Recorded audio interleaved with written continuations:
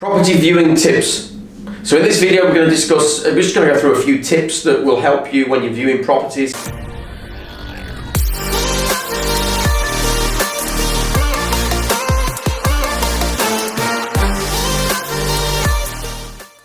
Lots of you have been asking, is there any tips or advice that I can give to people that are going out there looking to buy a property? And there are a few. But all I would say is that the more properties you buy, the less bothered you become. And what I mean by that is that there's nothing really that can't be overcome. And there's nothing that can't be bought as long as it's the right price, okay? So I guess it's that balance of deciding what is wrong with the property, if anything, and what are you going to offer, and making sure that if there is anything wrong with it, you've got enough margin in your purchase price in order to allow for that.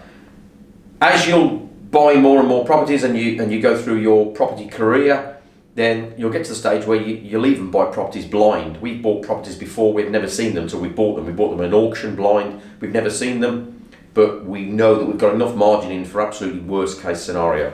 Okay, so what are some of the tips? So number one is you can go and view the property of an evening, okay? And I don't mean necessarily view as in go and have a look at I don't mean internally. You can if you want, but what I mean is go and view the area. In the daytime, areas look really nice. The sun's shining and it all looks great, and there's people walking their kids to school and it all looks good. At night time, it can be a completely different kettle of fish. You can have gangs on the corner of the streets, you can have cars racing up and down. The whole situation can change completely after nightfall. Okay, so go back there and just drive around, have a look, see what's happening in the area. Is it still the same? Is it still a nice quiet road like it was in the day, or has it completely changed? And do this a couple of times, maybe over a couple of nights, maybe at a weekend and maybe in the week. Okay, so have a look at night, go and look at the area at night. Number two, pylons, if I can spell properly. So pylons, the electricity pylons that hold up the electric cables, avoid those, okay? And again, unless it's a really good deal, but avoid those because you'll have problems selling them. There's been, in the last 10 years, there's been new research that suggests that if you live near an overhead cable or overhead cables or pylons, that there is an increased chance of cancer. So again, it might not affect you, but if you try and resell it, it could affect the resale value. So look out for pylons. Okay, so number three is take a picture of the roof. All phones these days have got high resolution cameras on them, 20 megapixels or whatever it may be. Take a picture of the roof and then afterwards on your computer, zoom in and have a look. And then you'll be able to see any broken tiles or the condition of the tiles, the condition of the ridge, the condition of the chimney. So that's a really good way to have a look afterwards at the condition of the roof. So when you're going around the property, you want to look out and see if anything's cracked. And what I mean by cracked is look at the brickwork, see if there's any, is it cracked? Normally the cracks will just follow the mortar line, okay? But if it's really bad, it could actually crack the brick down the brick, okay? So have a look for that. A lot of the time you'll find that you get structural problems above windows. So in the old days, the windows were made out of hard wood. So that meant that the window frame can hold up the row of bricks at the top, okay? So if you've got here, you've got your window there, and this is the hard wood frame. Over the top, it's holding up all these bricks.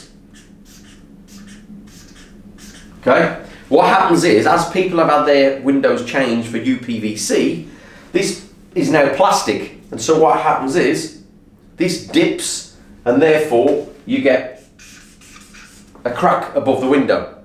So if it's like that, the chances are it's not very serious. It just means that the UPVC windows weren't strong enough. There's two things that they should have done. They should have either put what's called a UPVC lintel, so a piece of steel inside the top of the UPVC, or they should have put a concrete lintel above the window where the opening is. Okay, so look out for structural problems. If it's on the corner of a house, it could be more problematic. If it's near a drain, it could indicate that there's been subsidence due to the drain. The drains might have failed and therefore the foundations have got washed away slightly, so the building's dropped. But again, these are things to look out for, and I would always, particularly as you're starting out, I would always recommend getting a structural engineer if you see any cracks on the outside of the building, okay? I mean, you can get one for the inside as well, but certainly for the outside, always get a structural survey, structural engineer involved. Ignore the furniture, okay? So a lot of people will go around a house, they'll go and view a house and they'll look at it and go, oh yeah, we could put the bed there, we could put that there, oh that's nice. And they look at it as if they're going to live in it, okay? Now if you're watching this video and you are going to live in it, then that's different, but if you're a property investor, then you shouldn't be looking at it as if you're going to live in there. So ignore the furniture. You need to be looking at the four walls and the ceiling. See if there's any damage, any cracks, what's the quality like. You need to be looking at the timber, the door frames, you know, do the doors close properly? You know, a good indication if the doors don't close properly is that the building might not be, you know, it might have had some subsidence. So forget what's inside the property. You're just looking at the quality of the shell, okay? Because don't forget, the day that you buy it, there's no furniture going to be in there. And the mistake a lot of people make is they go and look at a property with everything in, think it's all great because it's all dressed up nicely, there's pictures on the wall, there's nice carpets and furniture, and then they get the keys and they go in and they're like, oh, I didn't realise there was a crack there, I didn't realise that was damaged, I didn't realise that, because then the room is empty. So you need to go in and imagine there's nothing in the room and look all around. Go in a bathroom. Don't care what the bathroom's like. Yeah? Look at the shower, look at the toilet, look at the sink, look at all of the services. Are there leaks? Are there things like that? So don't, and I also mentioned this in other videos, it comes down to being emotional. Don't get emotional. Don't look at the furniture. You're just interested in the four walls. So the fifth one is look at the canvas. Right guys, so it's just a quick short video today, as a lot of you have asked, can I give you some viewing tips? So hopefully you've learned something new today. Don't forget to keep asking the questions, keep commenting below, and in the meantime, don't forget to like, subscribe, and share the video. I'll see you next time, guys.